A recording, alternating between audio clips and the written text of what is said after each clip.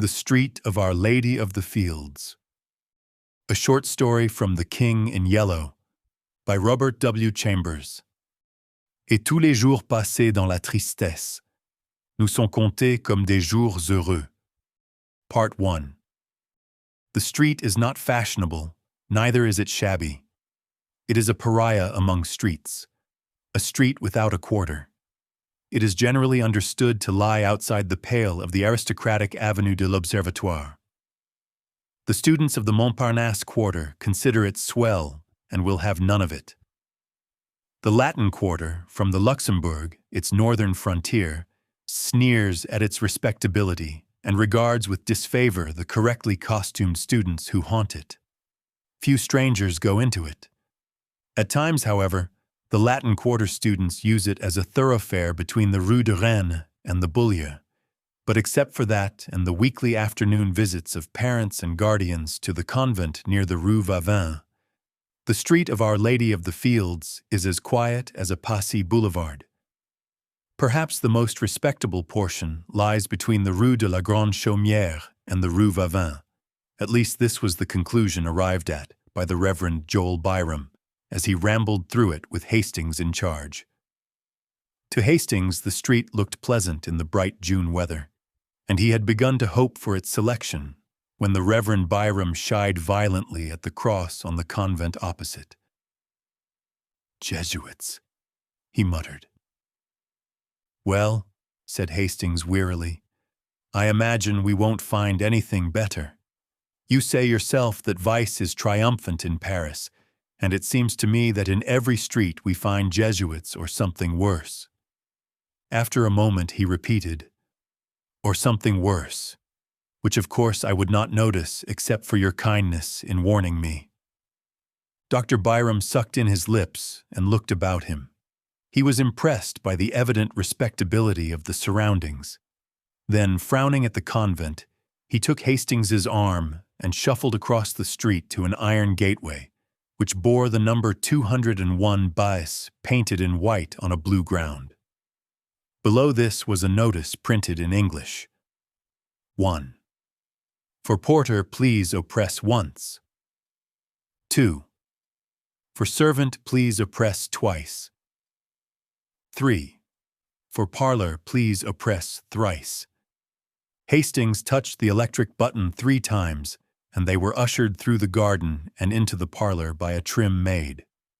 The dining-room door, just beyond, was open, and from the table in plain view a stout woman hastily arose and came toward them. Hastings caught a glimpse of a young man with a big head and several snuffy old gentlemen at breakfast, before the door closed and the stout woman waddled into the room, bringing with her an aroma of coffee and a black poodle. "It is a plaisir to you receive," she cried. "Monsieur is English? No? Américain?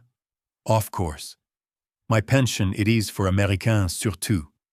Here all speak Anglais, c'est-à-dire ce personnel, ce servants do speak, plus ou moins, a little.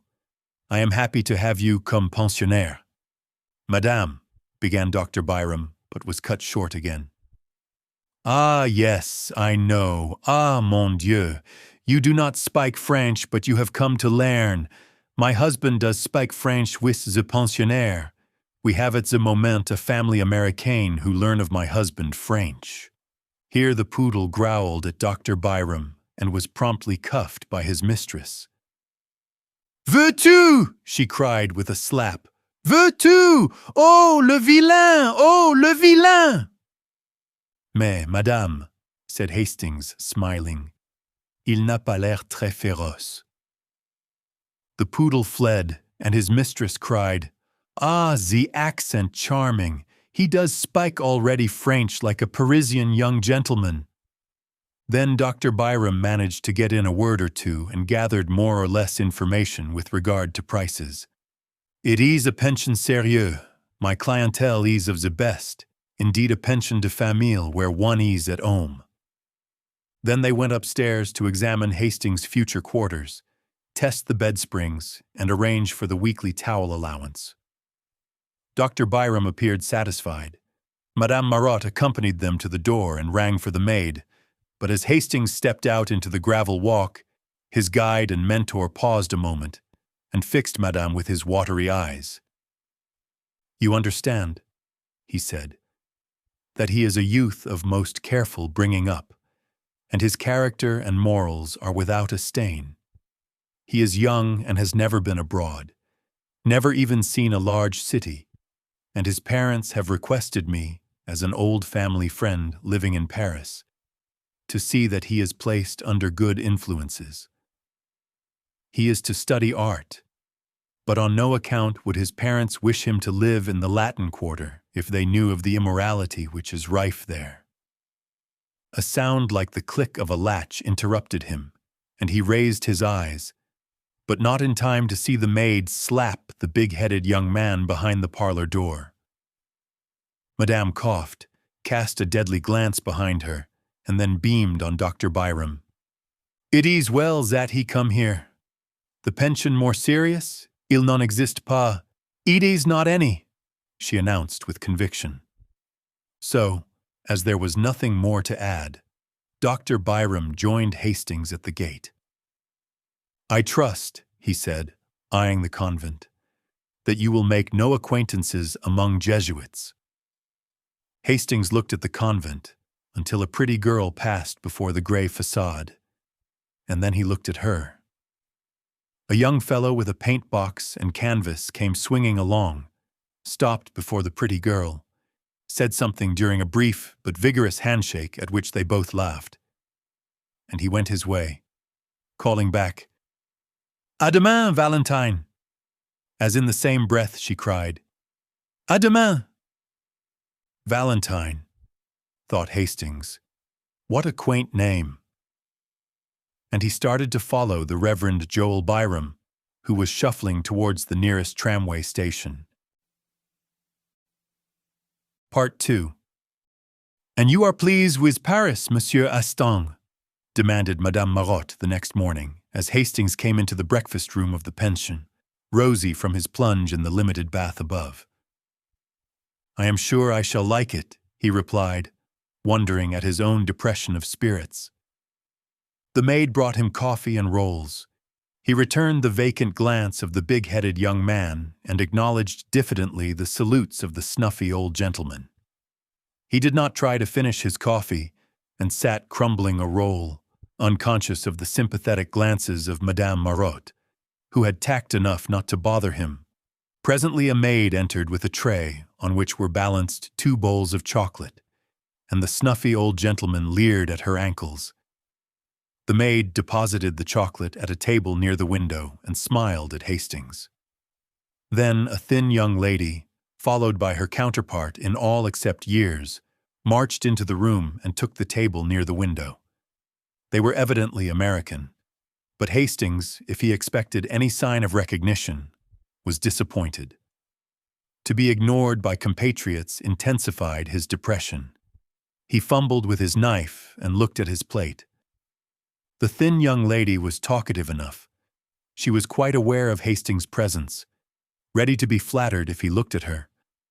But on the other hand, she felt her superiority, for she had been 3 weeks in Paris, and he, it was easy to see, had not yet unpacked his steamer trunk. Her conversation was complacent. She argued with her mother upon the relative merits of the Louvre and the Bon Marché, but her mother's part of the discussion was mostly confined to the observation, "Why, Susie?" The snuffy old gentleman had left the room in a body, outwardly polite and inwardly raging. They could not endure the Americans, who filled the room with their chatter. The big-headed young man looked after them with a knowing cough, murmuring, "Gay old birds." "They look like bad old men, Mr. Bladen," said the girl. To this Mr. Bladen smiled and said, "They've had their day," in a tone which implied that he was now having his. "And that's why they all have baggy eyes," cried the girl. "I think it's a shame for young gentlemen." "Why, Susie," said the mother, and the conversation lagged. After a while Mr. Bladen threw down the Petit Journal, which he daily studied at the expense of the house, and turning to Hastings, started to make himself agreeable. He began by saying, "I see you are American." To this brilliant and original opening, Hastings, deadly homesick, replied gratefully, and the conversation was judiciously nourished by observations from Miss Susie Byng distinctly addressed to Mr. Bladen. In the course of events, Miss Susie, forgetting to address herself exclusively to Mr. Bladen, and Hastings replying to her general question, the entente cordiale was established, and Susie and her mother extended a protectorate over what was clearly neutral territory. "Mr. Hastings, you must not desert the pension every evening as Mr. Bladen does. Paris is an awful place for young gentlemen, and Mr. Bladen is a horrid cynic." Mr. Bladen looked gratified. Hastings answered, "I shall be at the studio all day, and I imagine I shall be glad enough to come back at night." Mr. Bladen, who, at a salary of $15 a week, acted as agent for the Pewley Manufacturing Company of Troy, New York, smiled a skeptical smile and withdrew to keep an appointment with a customer on the Boulevard Magenta. Hastings walked into the garden with Mrs. Byng and Susie, and, at their invitation, sat down in the shade before the iron gate. The chestnut trees still bore their fragrant spikes of pink and white, and the bees hummed among the roses, trellised on the white-walled house. A faint freshness was in the air. The watering carts moved up and down the street, and a clear stream bubbled over the spotless gutters of the Rue de la Grande Chaumière. The sparrows were merry along the curbstones, taking bath after bath in the water and ruffling their feathers with delight. In a walled garden across the street, a pair of blackbirds whistled among the almond trees. Hastings swallowed the lump in his throat, for the song of the birds and the ripple of water in a Paris gutter brought back to him the sunny meadows of Millbrook. "That's a blackbird," observed Miss Byng. "See him there on the bush with pink blossoms. He's all black except his bill, and that looks as if it had been dipped in an omelette, as some Frenchman says." "Why, Susie," said Mrs. Byng. "That garden belongs to a studio inhabited by 2 Americans," continued the girl serenely, "and I often see them pass. They seem to need a great many models, mostly young and feminine." "Why, Susie? Perhaps they prefer painting that kind, but I don't see why they should invite 5 with 3 more young gentlemen, and all get into 2 cabs and drive away singing. This street," she continued, "is dull. There is nothing to see except the garden and a glimpse of the Boulevard Montparnasse through the Rue de la Grande Chaumière. No one ever passes except a policeman. There is a convent on the corner." "I thought it was a Jesuit college," began Hastings, but was at once overwhelmed with a Baedeker description of the place, ending with, "On one side stand the palatial hotels of Jean-Paul Laurens and Guillaume Bouguereau, and opposite in the little passage Stanislas. Carolus Duran paints the masterpieces which charm the world." The blackbird burst into a ripple of golden throaty notes, and from some distant green spot in the city, an unknown wild bird answered with a frenzy of liquid trills until the sparrows paused in their ablutions to look up with restless chirps. Then a butterfly came and sat on a cluster of heliotrope and waved his crimson-banded wings in the hot sunshine. Hastings knew him for a friend, and before his eyes there came a vision of tall mulleins and scented milkweed alive with painted wings, a vision of a white house and woodbine-covered piazza, a glimpse of a man reading and a woman leaning over the pansy bed, and his heart was full. He was startled a moment later by Miss Byng. "I believe you are homesick." Hastings blushed. Miss Byng looked at him with a sympathetic sigh and continued, "Whenever I felt homesick at first, I used to go with Mamma and walk in the Luxembourg Gardens. I don't know why it is, but those old-fashioned gardens seem to bring me nearer home than anything in this artificial city." "But they are full of marble statues," said Mrs. Byng mildly. I don't see the resemblance myself. Where is the Luxembourg? Inquired Hastings after a silence. Come with me to the gate, said Miss Byng. He rose and followed her, and she pointed out the Rue Vavin at the foot of the street. You pass by the convent to the right, she smiled, and Hastings went. Part 3. The Luxembourg was a blaze of flowers. He walked slowly through the long avenues of trees, past mossy marbles and old-time columns, and threading the grove by the bronze lion, came upon the tree-crowned terrace above the fountain. Below lay the basin shining in the sunlight. Flowering almonds encircled the terrace, and in a greater spiral, groves of chestnuts wound in and out and down among the moist thickets by the western palace wing. At one end of the avenue of trees, the observatory rose, its white domes piled up like an eastern mosque. At the other end stood the heavy palace, with every window pane ablaze in the fierce sun of June. Around the fountain, children and white-capped nurses armed with bamboo poles were pushing toy boats, whose sails hung limp in the sunshine. A dark policeman, wearing red epaulettes and a dress sword, watched them for a while and then went away to remonstrate with a young man who had unchained his dog. The dog was pleasantly occupied in rubbing grass and dirt into his back, while his legs waved into the air. The policeman pointed at the dog. He was speechless with indignation. "Well, Captain," smiled the young fellow. "Well, Monsieur Student," growled the policeman. "What do you come and complain to me for?" "If you don't chain him, I'll take him," shouted the policeman. "What's that to me, mon capitaine?" "Tay! Isn't that bulldog yours?" "If it was, don't you suppose I'd chain him?" The officer glared for a moment in silence, then deciding that as he was a student he was wicked, grabbed at the dog, who promptly dodged.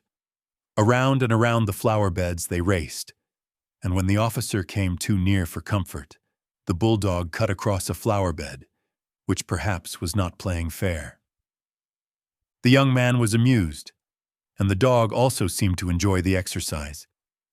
The policeman noticed this and decided to strike at the fountainhead of the evil. He stormed up to the student and said, "As the owner of this public nuisance, I arrest you."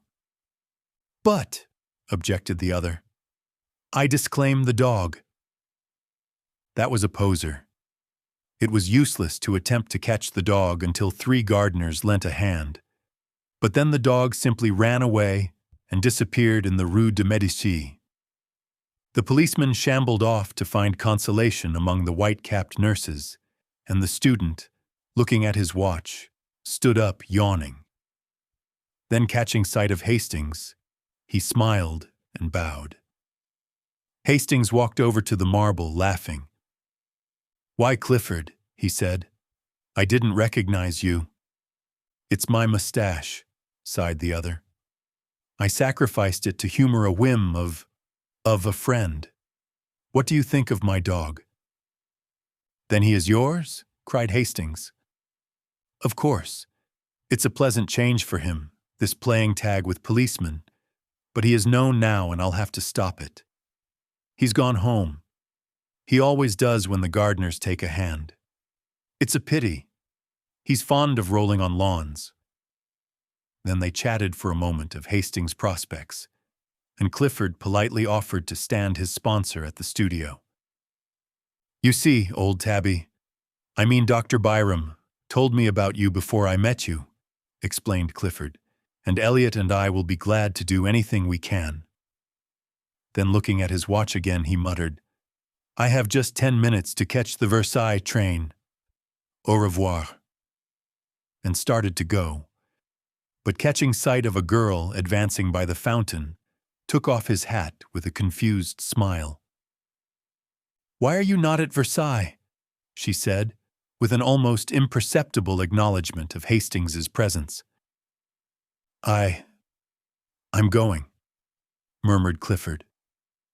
For a moment they faced each other, And then Clifford, very red, stammered, "With your permission, I have the honor of presenting to you my friend, Monsieur Hastings." Hastings bowed low. She smiled very sweetly, but there was something of malice in the quiet inclination of her small Parisian head. "I could have wished," she said, "that Monsieur Clifford might spare me more time when he brings with him so charming an American." Must I go, Valentine?" began Clifford. "Certainly," she replied. Clifford took his leave with very bad grace, wincing when she added, "And give my dearest love to Cécile." As he disappeared in the Rue d'Assas, the girl turned as if to go, but then suddenly remembering Hastings, looked at him and shook her head. "Monsieur Clifford is so perfectly harebrained," she smiled. "It is embarrassing sometimes. You have heard, of course, all about his success at the Salon?" He looked puzzled and she noticed it. "You have been to the Salon, of course?" "Why, no," he answered. "I only arrived in Paris 3 days ago." She seemed to pay little heed to his explanation, but continued, "Nobody imagined he had the energy to do anything good, but on varnishing day the Salon was astonished by the entrance of Monsieur Clifford, who strolled about as bland as you please with an orchid in his buttonhole and a beautiful picture on the line." She smiled to herself at the reminiscence and looked at the fountain.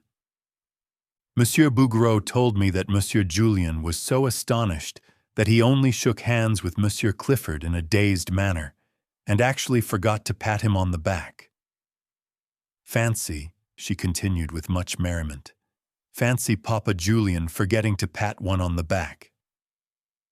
Hastings, wondering at her acquaintance with the great Bouguereau, looked at her with respect. "May I ask," he said diffidently, "whether you are a pupil of Bouguereau?" "I?" she said in some surprise. Then she looked at him curiously. Was he permitting himself the liberty of joking on such short acquaintance? His pleasant, serious face questioned hers. "Tiens," she thought, "what a droll man." "You surely study art?" he said. She leaned back on the crooked stick of her parasol and looked at him. "Why do you think so?" "Because you speak as if you did." "You are making fun of me," she said, "and it is not good taste." She stopped, confused, as he colored to the roots of his hair. "How long have you been in Paris?" she said at length. 3 days, he replied gravely. But, surely you are not a nouveau. You speak French too well." Then, after a pause, "Really, are you a nouveau?" "I am," he said. She sat down on the marble bench lately occupied by Clifford, and tilting her parasol over her small head, looked at him. "I don't believe it." He felt the compliment, and for a moment hesitated to declare himself one of the despised. Then, mustering up his courage, he told her how new and green he was, and all with a frankness which made her blue eyes open very wide and her lips part in the sweetest of smiles. "You have never seen a studio?" "Never." "Nor a model?" "No." "How funny," she said solemnly. Then they both laughed. "And you," he said, "have seen studios?" "Hundreds." "And models?" "Millions." "And you know Bouguereau?" "Yes. And Henner, and Constant, and Laurens, and Puvis de Chavannes, and Dagnan, and Courtois, and all the rest of them." "And yet you say you are not an artist." "Pardon," she said gravely. "Did I say I was not?" "Won't you tell me?" He hesitated. At first she looked at him, shaking her head and smiling. Then of a sudden her eyes fell, and she began tracing figures with her parasol in the gravel at her feet. Hastings had taken a place on the seat, and now, with his elbows on his knees, sat watching the spray drifting above the fountain jet. A small boy, dressed as a sailor, stood poking his yacht and crying, "I won't go home! I won't go home!" His nurse raised her hands to heaven. Just like a little American boy, thought Hastings, and a pang of homesickness shot through him. Presently the nurse captured the boat, and the small boy stood at bay. "Monsieur René, when you decide to come here, you may have your boat." The boy backed away, scowling. "Give me my boat, I say," he cried. "And don't call me René, for my name's Randall, and you know it." "Hello," said Hastings. "Randall? That's English." "I am American," announced the boy in perfectly good English, turning to look at Hastings. "And she's such a fool she calls me René because Mama calls me Ranny." Here he dodged the exasperated nurse and took up his station behind Hastings, who laughed and, catching him around the waist, lifted him into his lap. "One of my countrymen," he said to the girl beside him. He smiled while he spoke, but there was a queer feeling in his throat. "Don't you see the stars and stripes on my yacht?" demanded Randall. Sure enough, the American colors hung limply under the nurse's arm. "Oh!" cried the girl. "He is charming," and impulsively stooped to kiss him. But the infant Randall wriggled out of Hastings' arms, and his nurse pounced upon him with an angry glance at the girl. She reddened and then bit her lips as the nurse, with eyes still fixed on her, dragged the child away and ostentatiously wiped his lips with her handkerchief. Then she stole a look at Hastings and bit her lip again. "What an ill-tempered woman," he said. "In America, most nurses are flattered when people kiss their children." For an instant she tipped the parasol to hide her face, then closed it with a snap and looked at him defiantly. "Do you think it strange that she objected?" "Why not?" he said in surprise. Again she looked at him with quick, searching eyes. His eyes were clear and bright, and he smiled back, repeating, "Why not?" "You are droll," she murmured, bending her head. "Why?" But she made no answer, and sat silent, tracing curves and circles in the dust with her parasol. After a while he said, "I am glad to see that young people have so much liberty here. I understood that the French were not at all like us. You know, in America, or at least where I live in Millbrook, girls have every liberty. Go out alone and receive their friends alone. And I was afraid I should miss it here. But I see how it is now, and I am glad I was mistaken." She raised her eyes to his and kept them there. He continued pleasantly, "Since I have sat here, I have seen a lot of pretty girls walking alone on the terrace there, and then you are alone too. Tell me, for I do not know French customs, do you have the liberty of going to the theater without a chaperone?" For a long time she studied his face, and then with a trembling smile said, "Why do you ask me?" "Because you must know, of course," he said gaily. "Yes," she replied indifferently. "I know." He waited for an answer, but getting none, decided that perhaps she had misunderstood him. "I hope you don't think I mean to presume on our short acquaintance," he began. "In fact, it is very odd, but I don't know your name. When Mr. Clifford presented me, he only mentioned mine. Is that the custom in France?" "It is the custom in the Latin Quarter," she said, with a queer light in her eyes. Then suddenly she began talking almost feverishly. "You must know, Monsieur Hastings, that we are all un peu sans gêne here in the Latin Quarter. We are very bohemian, and etiquette and ceremony are out of place. It was for that Monsieur Clifford presented you to me with small ceremony, and left us together with less. Only for that. And I am his friend. And I have many friends in the Latin Quarter. And we all know each other very well. And I am not studying art. But what? He said, bewildered. I shall not tell you. It is a secret, she said with an uncertain smile. On both cheeks a pink spot was burning, and her eyes were very bright. Then, in a moment, her face fell. Do you know Monsieur Clifford very intimately? Not very. After a while she turned to him, grave and a little pale. My name is Valentine Tissot. Might I ask a service of you on such very short acquaintance? Oh, he cried, I should be honored. It is only this, she said gently. It is not much. Promise me not to speak to Monsieur Clifford about me.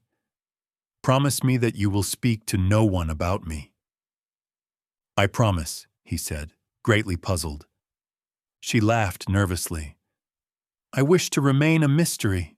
It is a caprice.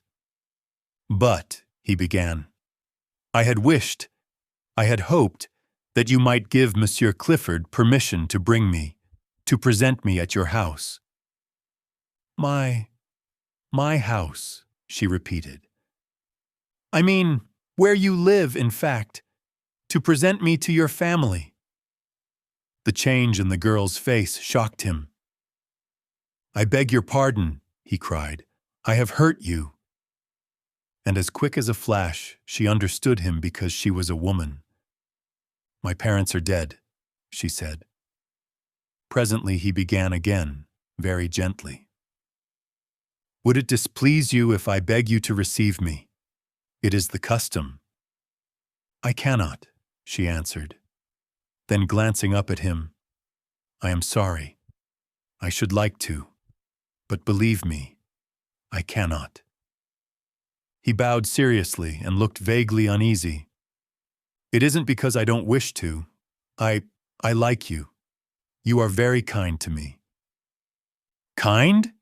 He cried, surprised and puzzled. I like you, she said slowly, and we will see each other sometimes if you will. At friends' houses? No, not at friends' houses. Where? Here, she said with defiant eyes. Why? He cried. In Paris you are much more liberal in your views than we are. She looked at him curiously. Yes, we are very bohemian. I think it is charming, he declared. You see, we shall be in the best of society. She ventured timidly, with a pretty gesture toward the statues of the dead queens, ranged in stately ranks above the terrace. He looked at her, delighted, and she brightened at the success of her innocent little pleasantry. Indeed, she smiled, I shall be well chaperoned, because you see we are under the protection of the gods themselves. Look, there are Apollo and Juno and Venus on their pedestals, counting them on her small gloved fingers. And Ceres, Hercules, but I can't make out. Hastings turned to look up at the winged god under whose shadow they were seated. Why, it's love, he said. Part 4. There is a nouveau here, drawled Laffitte, leaning around his easel and addressing his friend Bowles. There is a nouveau here who is so tender and green and appetizing that heaven help him if he should fall into a salad bowl. Hayseed? Inquired Bowles, plastering in a background with a broken palette knife and squinting at the effect with approval. Yes, Squeedunk or Oshkosh, and how he ever grew up among the daisies and escaped the cows. Heaven alone knows. Bowles rubbed his thumb across the outlines of his study to throw in a little atmosphere, as he said, glared at the model, pulled at his pipe and finding it out, struck a match on his neighbor's back to relight it. His name, continued Laffitte, hurling a bit of bread at the hat rack. His name is Hastings, He is a berry. He knows no more about the world. And here Mr. Laffett's face spoke volumes for his own knowledge of that planet, than a maiden cat on its first moonlight stroll. Bowles, now having succeeded in lighting his pipe, repeated the thumb touch on the other edge of the study and said, "Ah, yes," continued his friend. "And would you imagine it?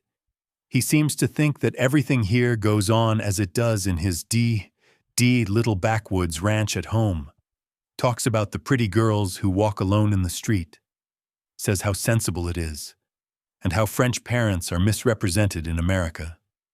Says that for his part, he finds French girls, and he confessed to only knowing one, as jolly as American girls. I tried to set him right, tried to give him a pointer as to what sort of ladies walk about alone or with students, and he was either too stupid or too innocent to catch on. Then I gave it to him straight, and he said I was a vile-minded fool and marched off." "Did you assist him with your shoe?" inquired Bowles, languidly interested. "Well, no." "He called you a vile-minded fool." "He was correct," said Clifford from his easel in front. What do you mean?" demanded Laffett, turning red. "That," replied Clifford. "Who spoke to you? Is this your business?" sneered Bowles, but nearly lost his balance as Clifford swung about and eyed him. "Yes," he said slowly, "it's my business." No one spoke for some time. Then Clifford sang out, "I say, Hastings." And when Hastings left his easel and came around, he nodded toward the astonished Laffett. "This man has been disagreeable to you, and I want to tell you that any time you feel inclined to kick him, why, I will hold the other creature." Hastings, embarrassed, said, "Why, no, I don't agree with his ideas, nothing more." Clifford said, "Naturally," and slipping his arm through Hastings, strolled about with him and introduced him to several of his own friends, at which all the nouveaux opened their eyes with envy, and the studio were given to understand that Hastings, although prepared to do menial work as the latest nouveau, was already within the charmed circle of the old, respected and feared, the truly great. The rest finished. The model resumed his place, and work went on in a chorus of songs and yells and every ear-splitting noise which the art student utters when studying the beautiful. 5 o'clock struck, the model yawned, stretched, and climbed into his trousers, and the noisy contents of 6 studios crowded through the hall and down into the street. 10 minutes later, Hastings found himself on top of a Montrouge tram, and shortly afterward was joined by Clifford. They climbed down at the Rue Gay-Lussac. "I always stop here," observed Clifford. "I like the walk through the Luxembourg." "By the way," said Hastings, "how can I call on you when I don't know where you live?" "Why, I live opposite you." "What? The studio in the garden where the almond trees are and the blackbirds?" "Exactly," said Clifford. "I'm with my friend Elliot."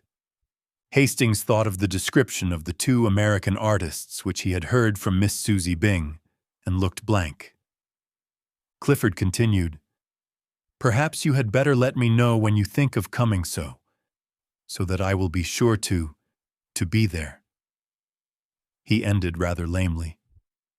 "I shouldn't care to meet any of your model friends there," said Hastings, smiling. "You know, my ideas are rather straight-laced. I suppose you would say puritanical. I shouldn't enjoy it and wouldn't know how to behave."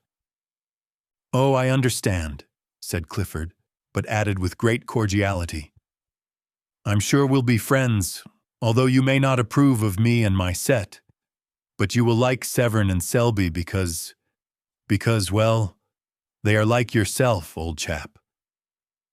After a moment he continued, "There is something I want to speak about. You see, when I introduced you, last week, in the Luxembourg, to Valentine—" "Not a word!" cried Hastings, smiling. "You must not tell me a word of her." Why, no, not a word, he said gaily. I insist. Promise me upon your honor you will not speak of her until I give you permission. Promise. I promise, said Clifford, amazed. She is a charming girl.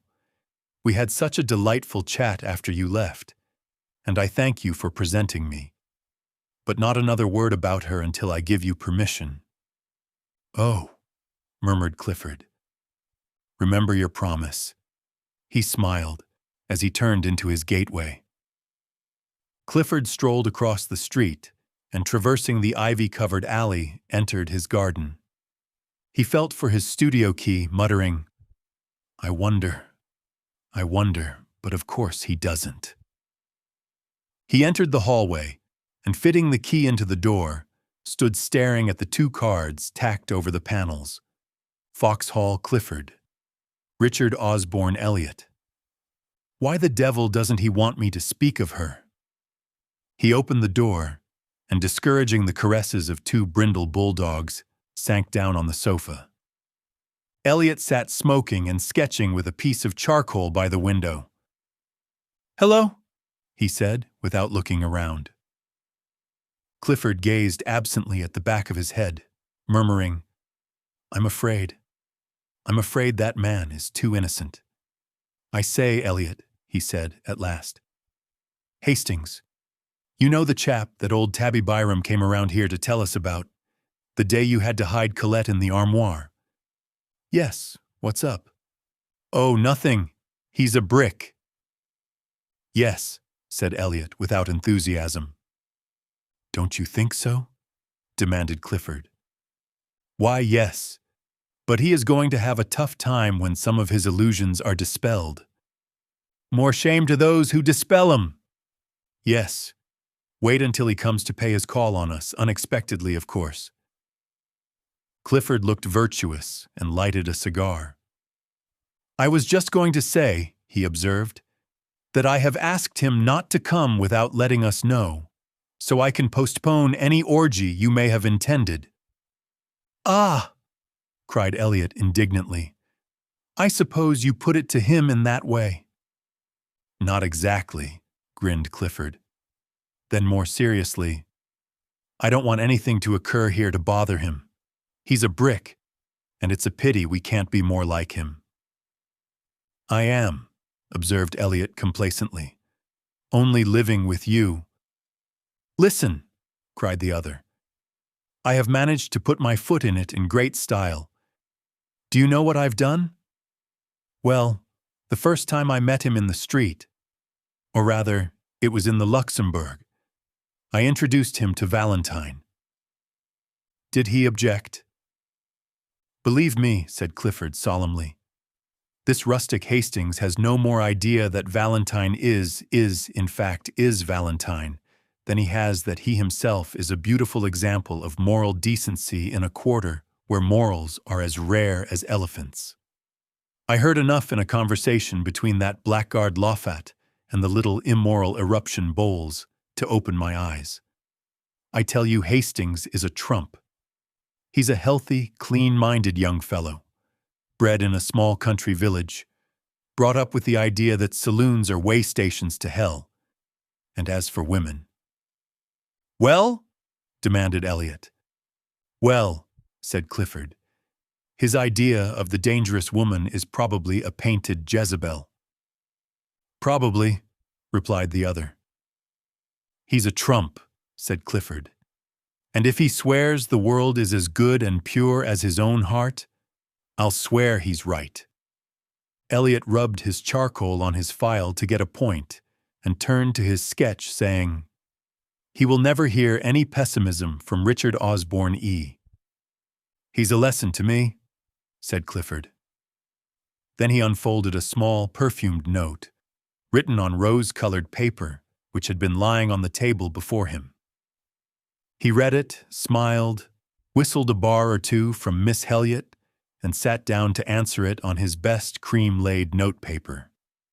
When it was written and sealed, he picked up his stick and marched up and down the studio 2 or 3 times, whistling.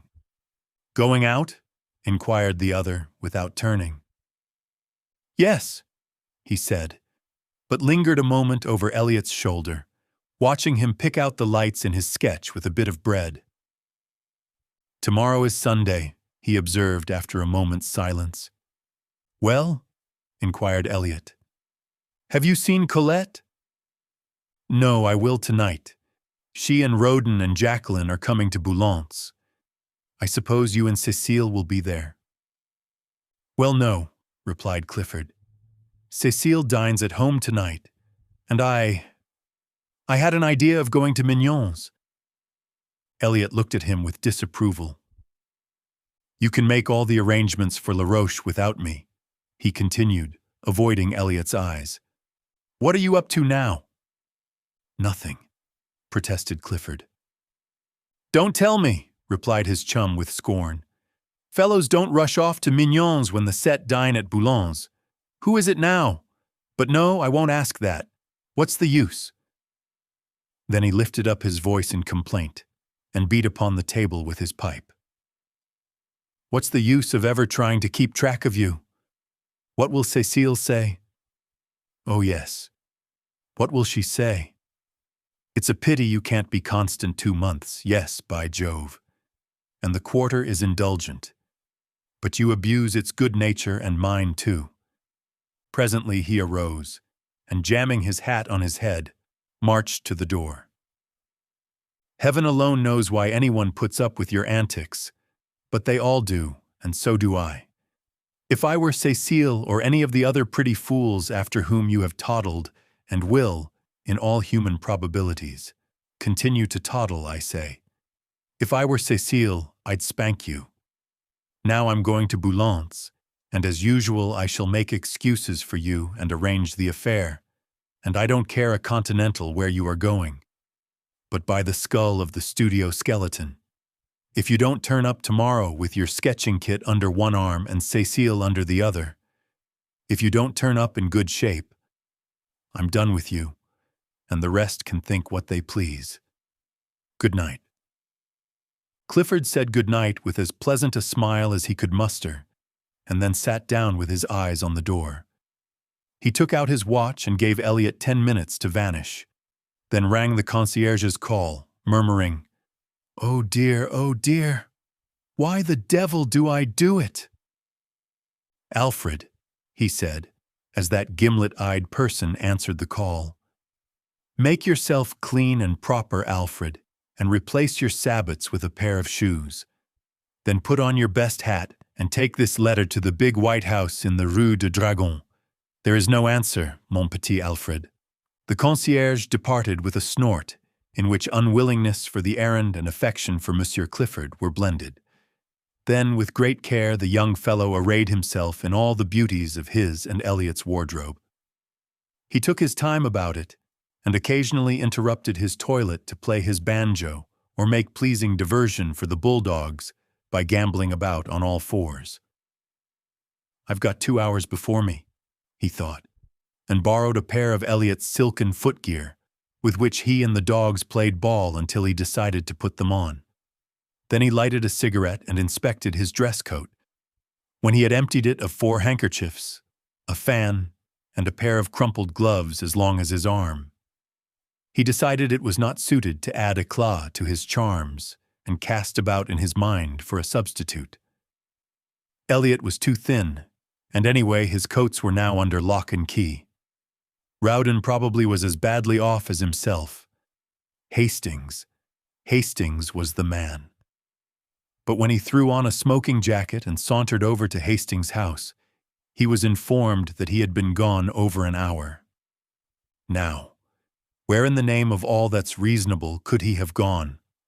Muttered Clifford, looking down the street. The maid didn't know, so he bestowed upon her a fascinating smile and lounged back to the studio. Hastings was not far away.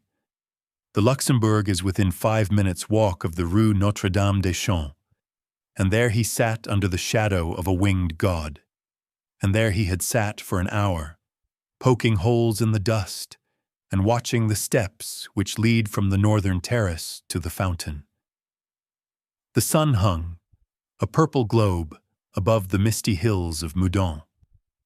Long streamers of clouds, touched with rose, swept low on the western sky, and the dome of the distant Invalides burned like an opal through the haze. Behind the palace, the smoke from a high chimney mounted straight into the air, purple until it crossed the sun, where it changed to a bar of smoldering fire. High above the darkening foliage of the chestnuts, the twin towers of Saint-Sulpice rose, an ever-deepening silhouette.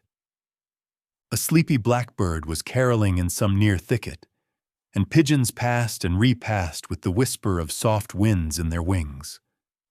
The light on the palace windows had died away, and the dome of the Pantheon swam aglow above the northern terrace, a fiery Valhalla in the sky, while below in grim array, along the terrace ranged, the marble ranks of queens looked out into the west.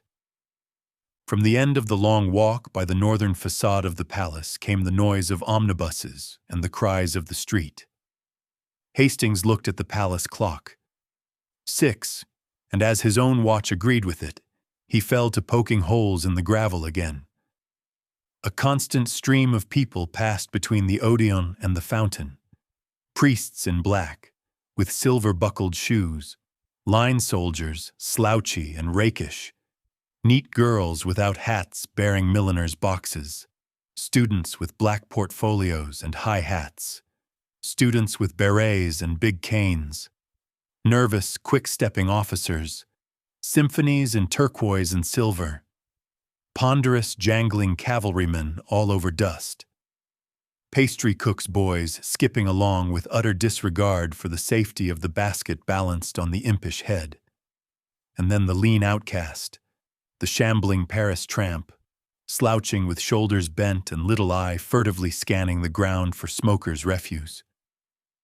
All these moved in a steady stream across the fountain circle and out into the city by the Odeon, whose long arcades were now beginning to flicker with gas jets. The melancholy bells of Saint-Sulpice struck the hour, and the clock tower of the palace lighted up.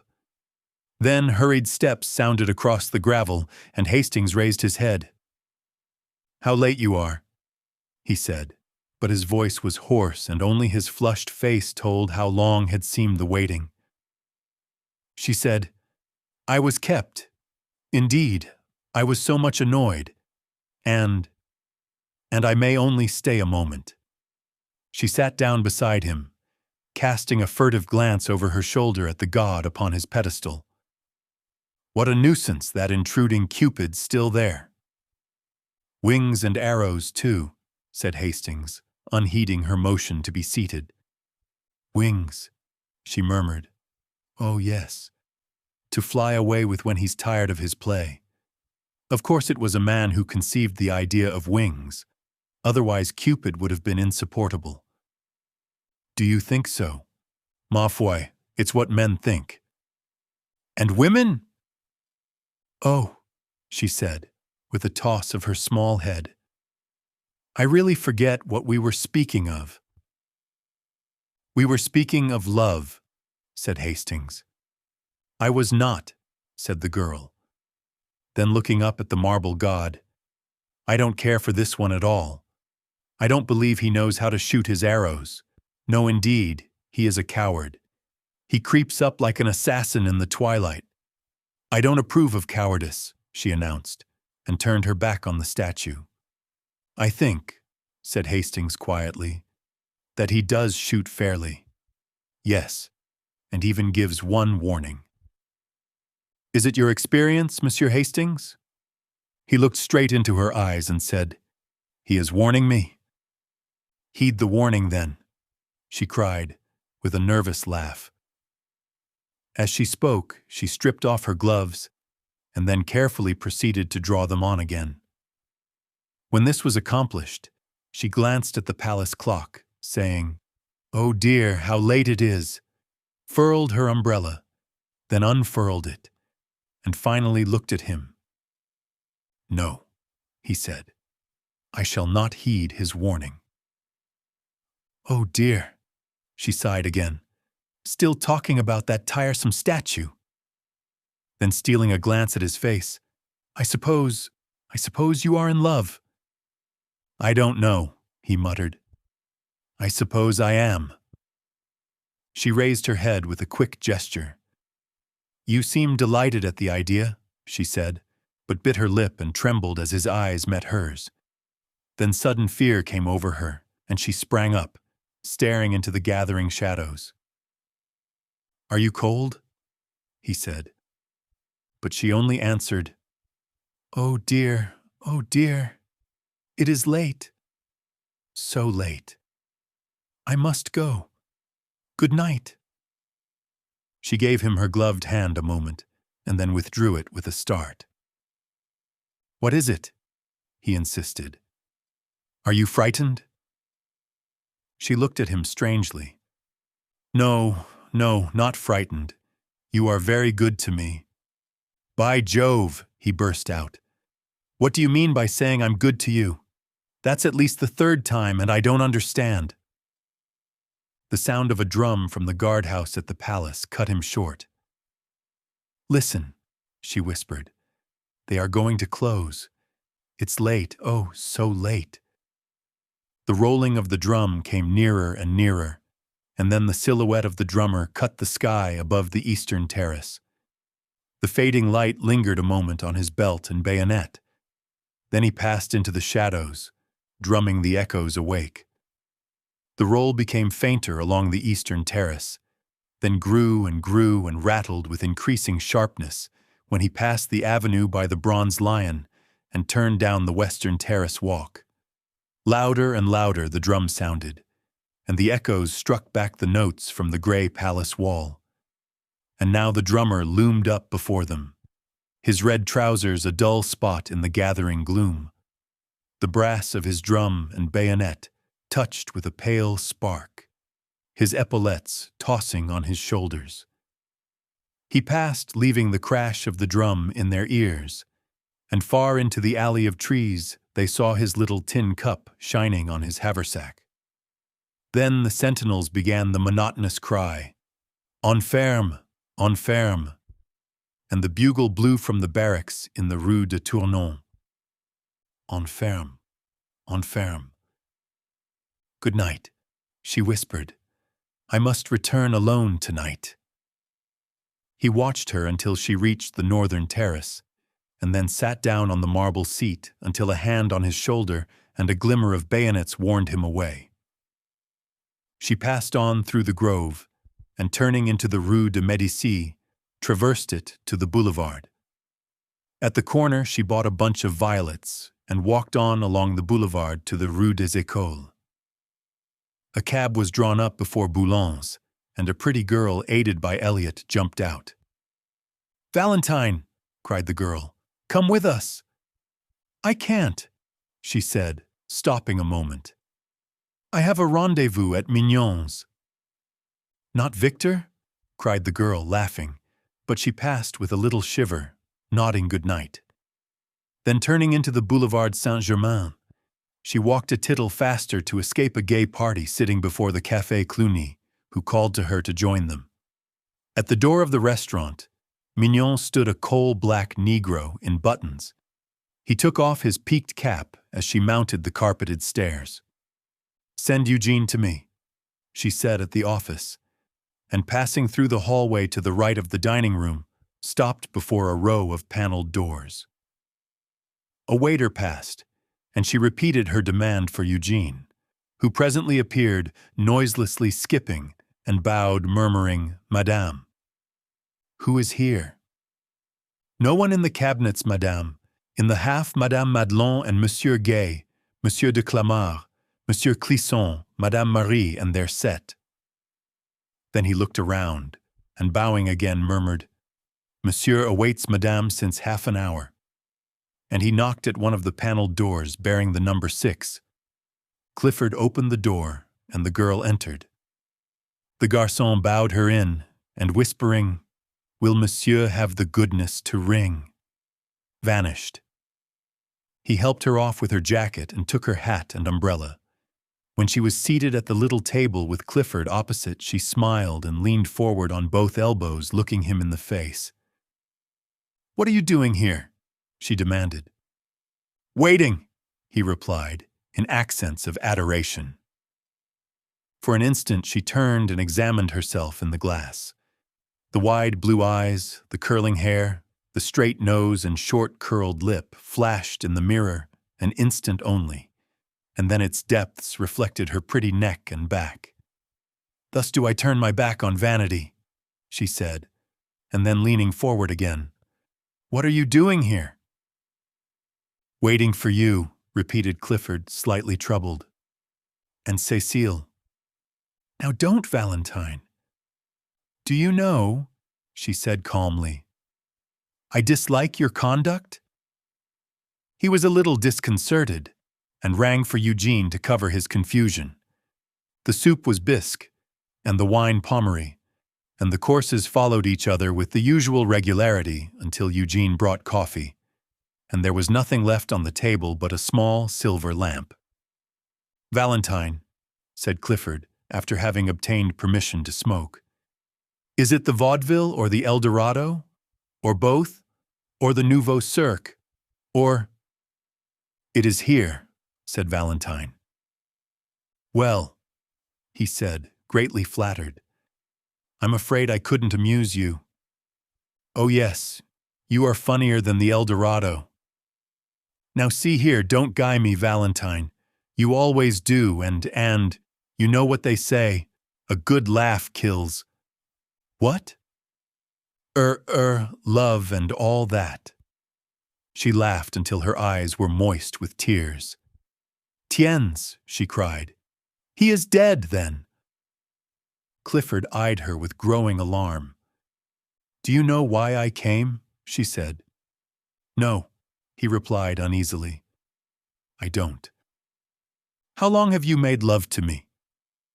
Well, he admitted, somewhat startled, I should say, for about a year. It is a year, I think. Are you not tired? He did not answer. Don't you know that I like you too well to ever fall in love with you? She said. Don't you know that we are too good comrades, too old friends for that? And were we not?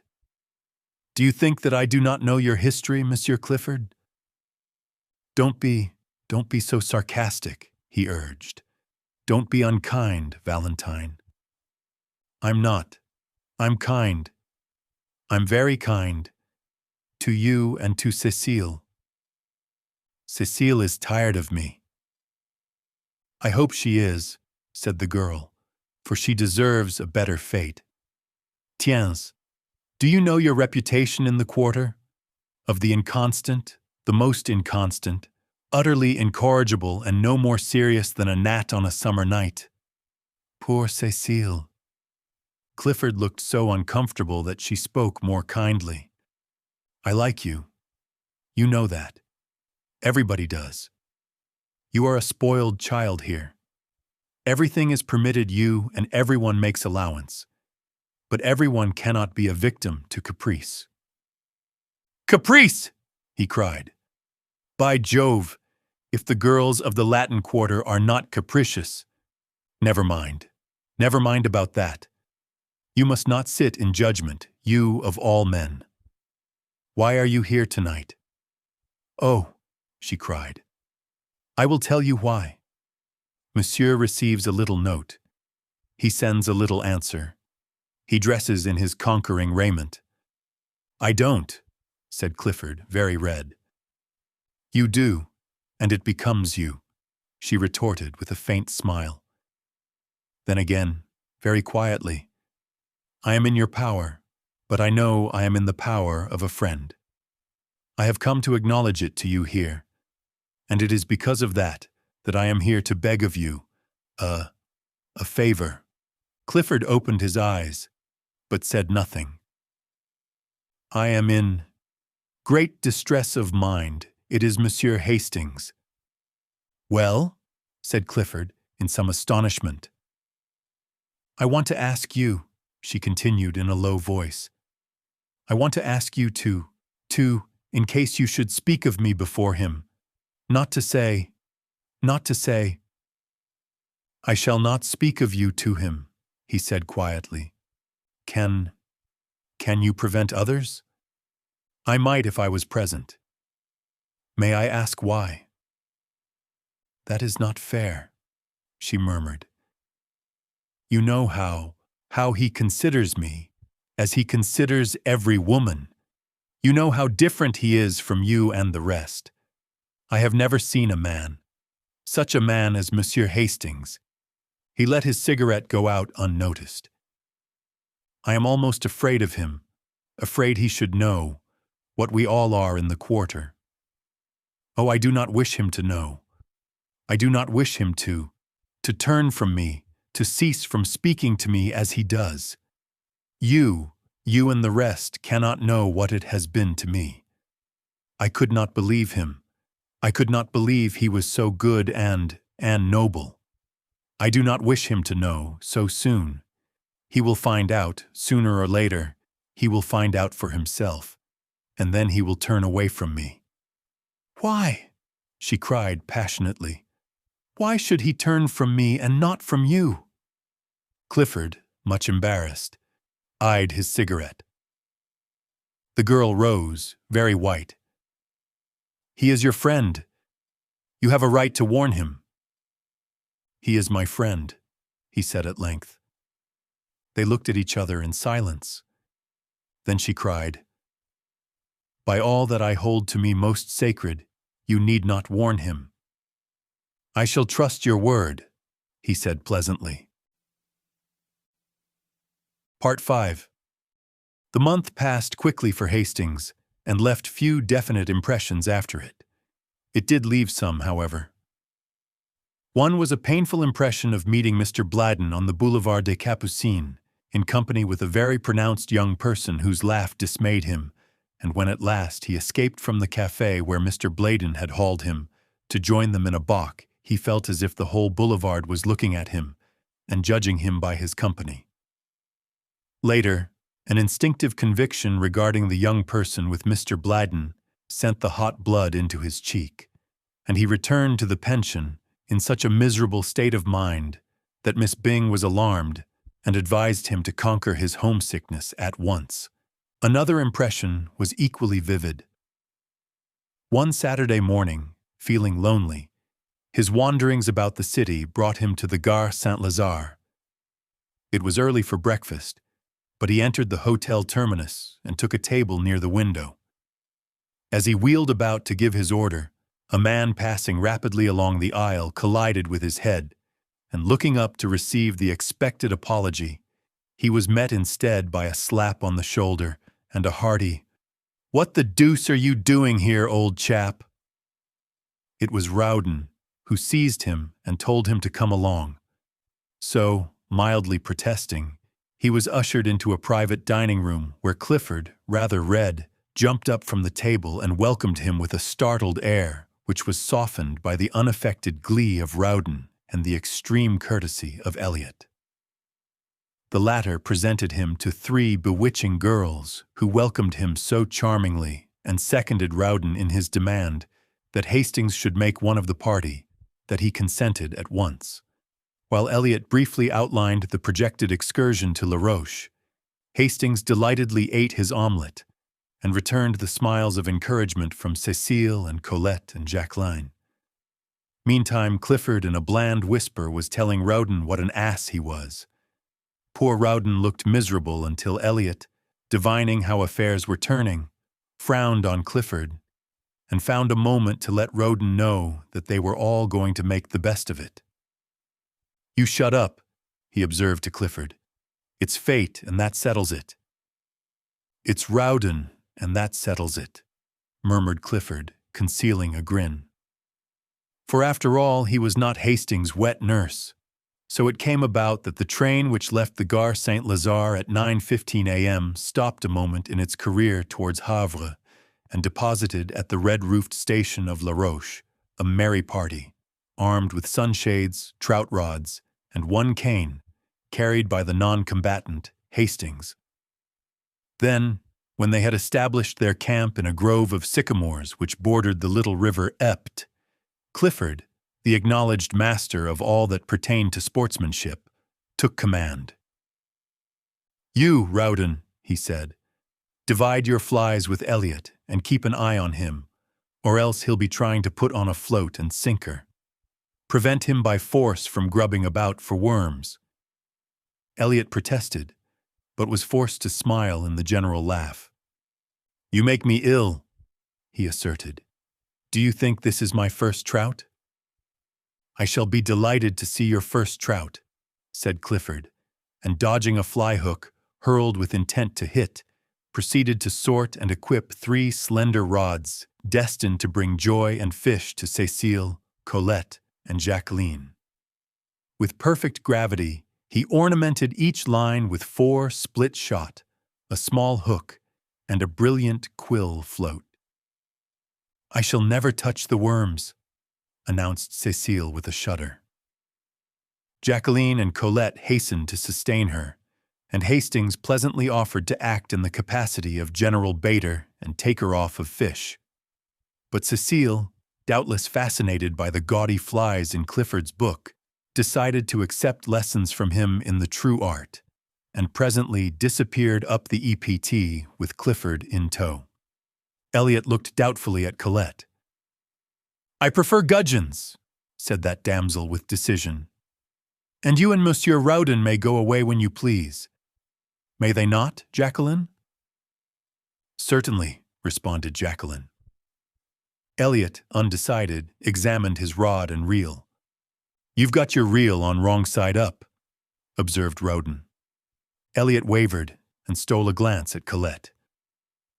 I have almost decided to, not to flip the flies about just now, he began. There's the pole that Cécile left. Don't call it a pole, corrected Rowden.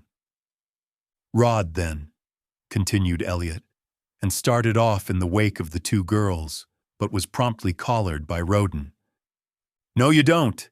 Fancy a man fishing with a float and sinker when he has a fly rod in his hand. You come along?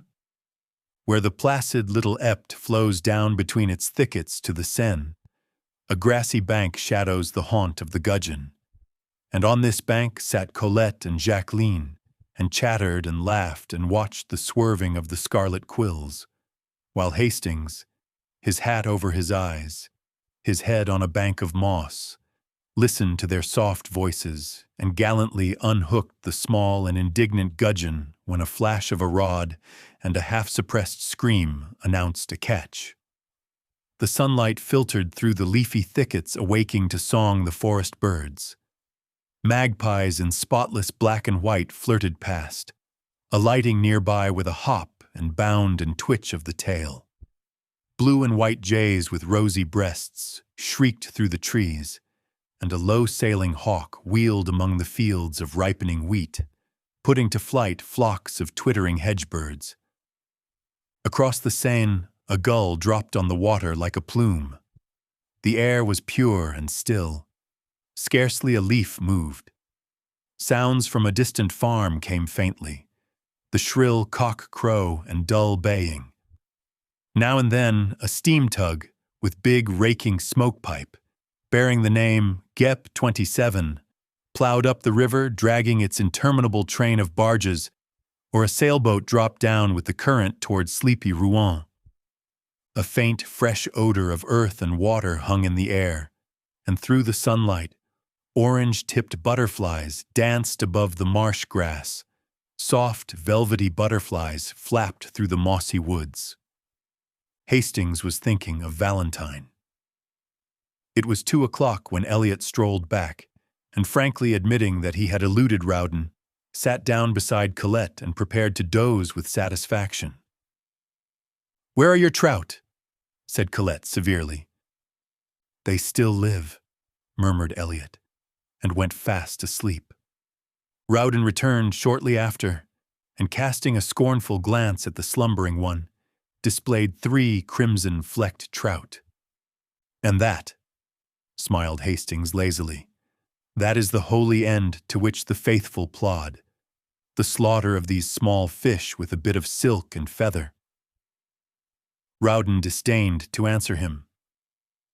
Colette caught another gudgeon and awoke Elliot, who protested and gazed about for the lunch baskets, as Clifford and Cecile came up demanding instant refreshment.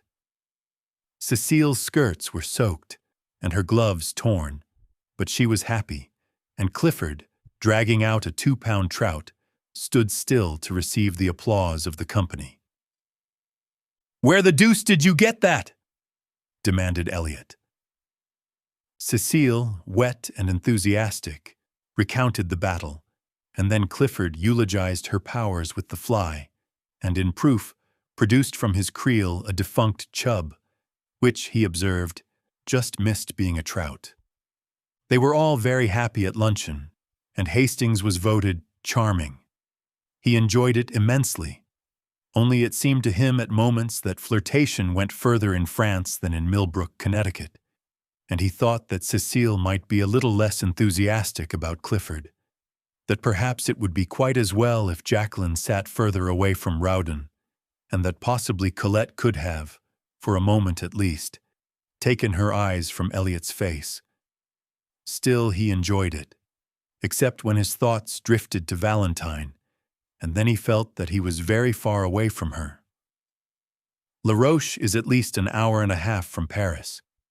It is also true that he felt a happiness, a quick heartbeat when, at 8 o'clock that night, the train which bore them from La Roche rolled into the Gare Saint-Lazare, and he was once more in the city of Valentine.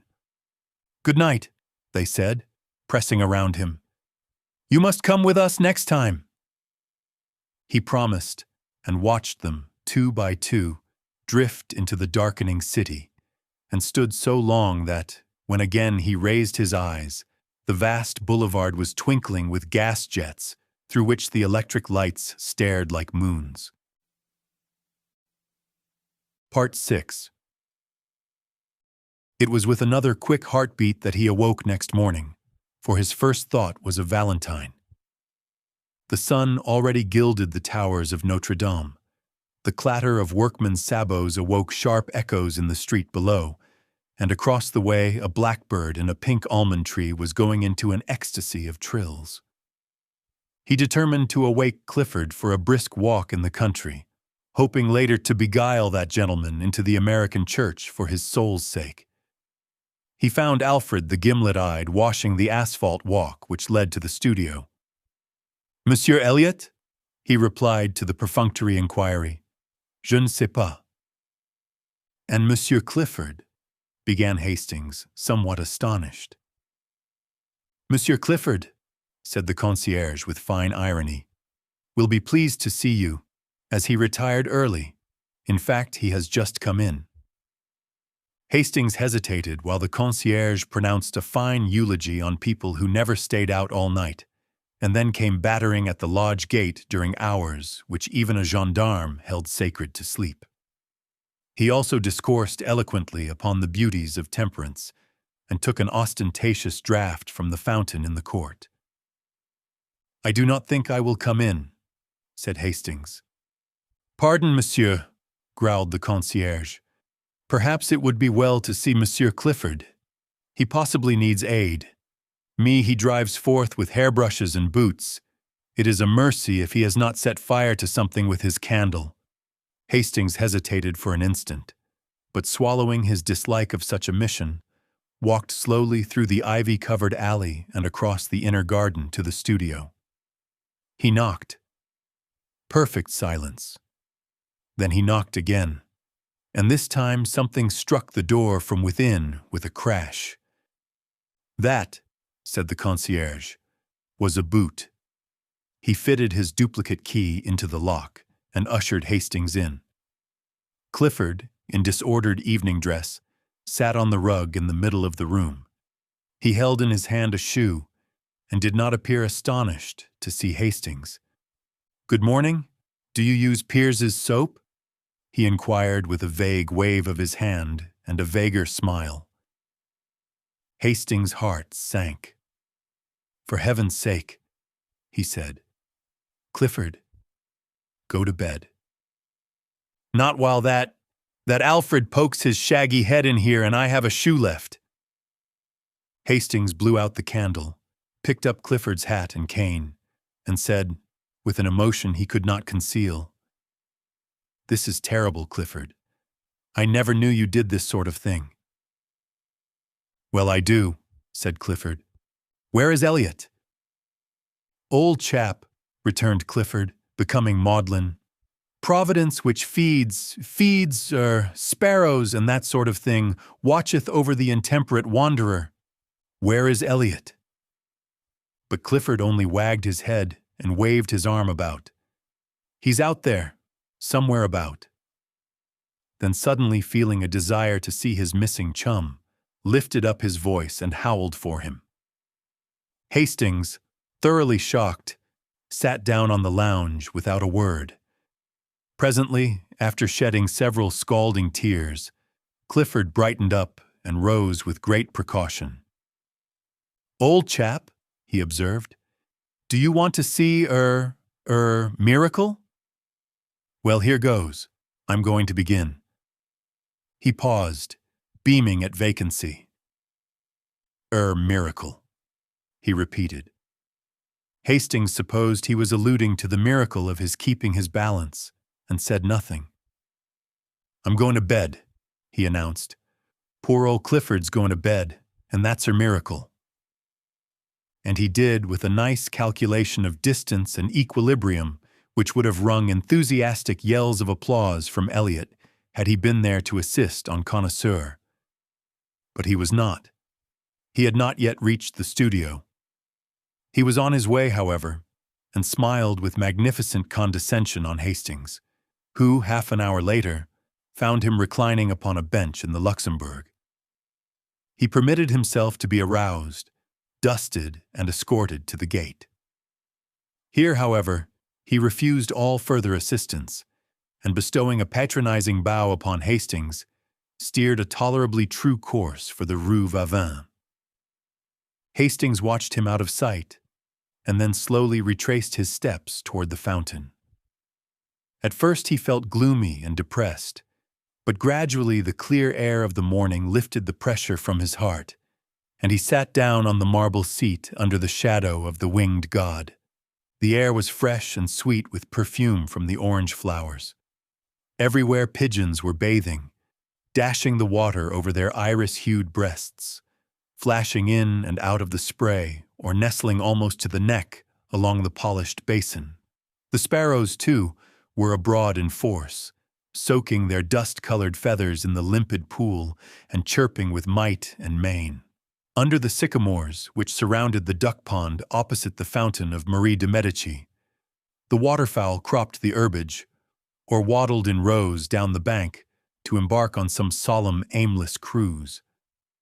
Butterflies, somewhat lame from a chilly night's repose under the lilac leaves, crawled over and over the white phlox, or took a rheumatic flight toward some sun-warmed shrub. The bees were already busy among the heliotrope, and one or two gray flies with brick-colored eyes sat in a spot of sunlight beside the marble seat, or chased each other about, only to return again to the spot of sunshine and rub their forelegs, exulting. The sentries paced briskly before the painted boxes, pausing at times to look toward the guardhouse for their relief. They came at last, with a shuffle of feet and click of bayonets. The word was passed.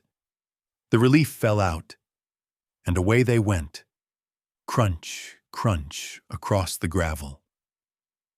A mellow chime floated from the clock tower of the palace. The deep bell of Saint-Sulpice echoed the stroke. Hastings sat dreaming in the shadow of the god, and while he mused, somebody came and sat down beside him. At first he did not raise his head. It was only when she spoke that he sprang up. "You, at this hour?" I was restless. I could not sleep. Then, in a low, happy voice, "And you, at this hour?" I slept, but the sun awoke me. "I could not sleep," she said, and her eyes seemed for a moment touched with an indefinable shadow. Then, smiling, "I am so glad. I seemed to know you were coming. Don't laugh, I believe in dreams. Did you really dream of my being here?" I think I was awake when I dreamed it, she admitted. Then for a time they were mute, acknowledging by silence the happiness of being together. And after all, their silence was eloquent, for faint smiles and glances born of their thoughts, crossed and recrossed, until lips moved and words were formed, which seemed almost superfluous.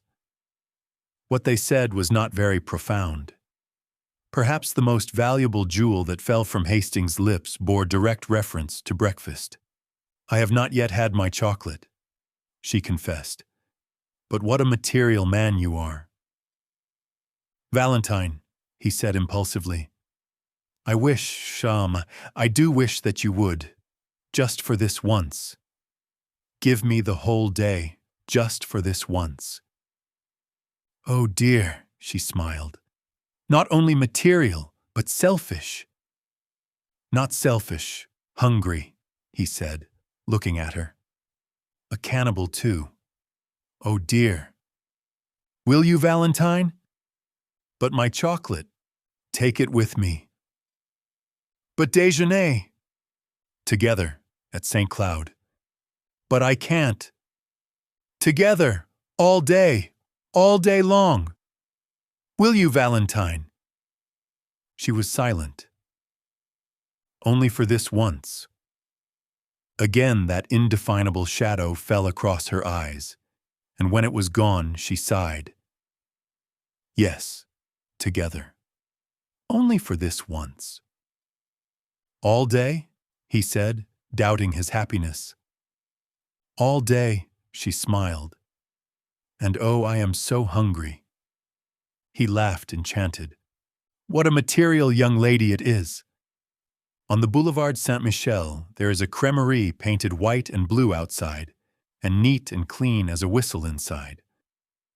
The auburn-haired young woman who speaks French like a native and rejoices in the name of Murphy smiled at them as they entered, and tossing a fresh napkin over the zinc tête-à-tête table, whisked before them 2 cups of chocolate and a basket full of crisp, fresh croissants.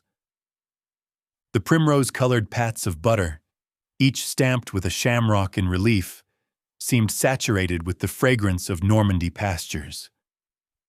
How delicious, they said in the same breath, and then laughed at the coincidence. With but a single thought, he began. How absurd, she cried with cheeks all rosy. I'm thinking I'd like a croissant. So am I, he replied triumphant. That proves it. Then they had a quarrel, she accusing him of behavior unworthy of a child in arms, and he denying it and bringing countercharges, until Mademoiselle Murphy laughed in sympathy, and the last croissant was eaten under a flag of truce. Then they rose, and she took his arm with a bright nod to Mile. Murphy, who cried them a merry, Bonjour, madame, bonjour, monsieur, and watched them hail a passing cab and drive away. Dieu, qu'il est beau, she sighed, adding after a moment. Do they be married? I don't know. Ma foi, ils ont bien l'air.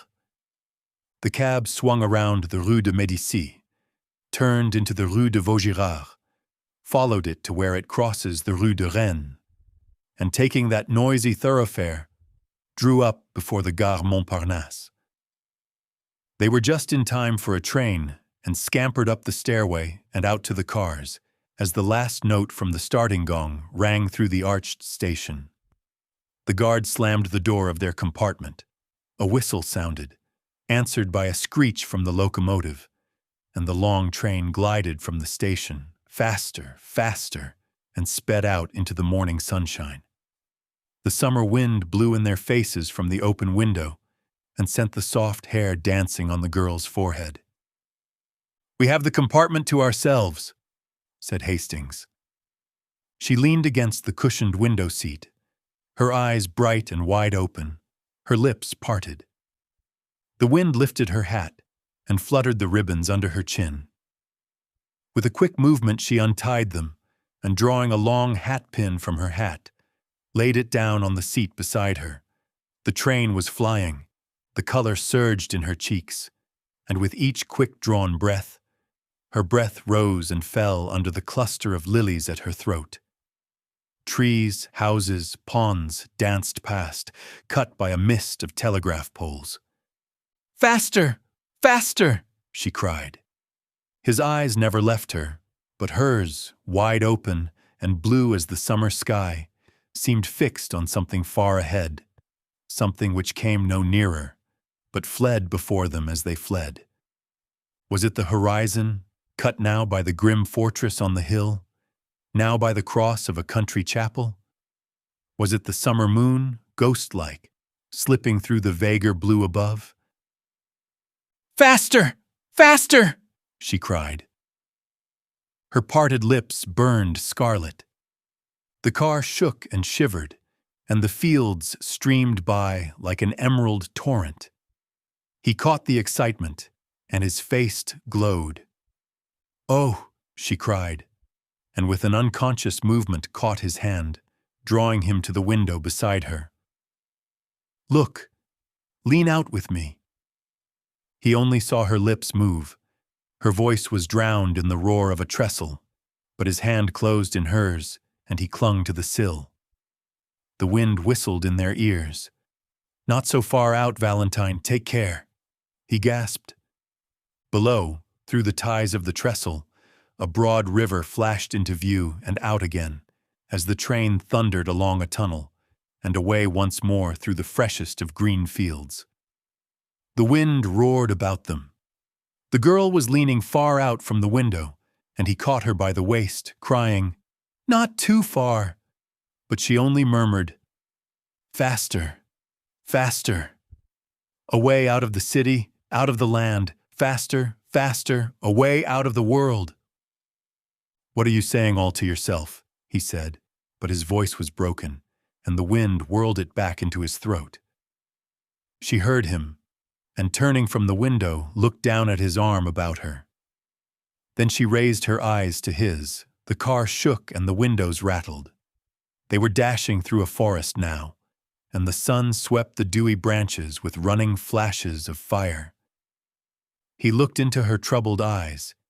He drew her to him and kissed the half-parted lips, and she cried out, a bitter, hopeless cry, "Not that, not that!"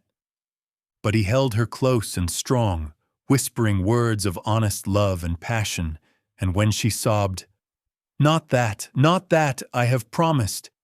You must know I am not worthy." In the purity of his own heart, her words were, to him, meaningless then, meaningless forever after. Presently her voice ceased, and her head rested on his breast. He leaned against the window, his ears swept by the furious wind, his heart in a joyous tumult. The forest was past, and the sun slipped from behind the trees, flooding the earth again with brightness. She raised her eyes and looked out into the world from the window. Then she began to speak, but her voice was faint, and he bent his head close to hers and listened. "I cannot turn from you. I am too weak. You were long ago my master, master of my heart and soul. I have broken my word to one who trusted me, but I have told you all. What matters the rest?" He smiled at her innocence, and she worshipped his. She spoke again. "Take me or cast me away. What matters it? Now with a word you can kill me, and it might be easier to die than to look upon happiness as great as mine." He took her in his arms. "Hush! What are you saying? Look out at the sunlight, the meadows and the streams. We shall be very happy in so bright a world." She turned to the sunlight. From the window, the world below seemed very fair to her. Trembling with happiness, she sighed. "Is this the world? Then I have never known it. Nor have I, God forgive me," he murmured. Perhaps it was our gentle Lady of the Fields who forgave them both. The end. Best audiobooks for free. Hopes that you have enjoyed this production of The Street of Our Lady of the Fields by Robert W. Chambers. Please like this video and subscribe to our channel on YouTube and Rumble, as your like and subscription are the support we need to create more great, free content. Please look to our website at bestaudiobooksforfree.com for a complete list of our audiobooks.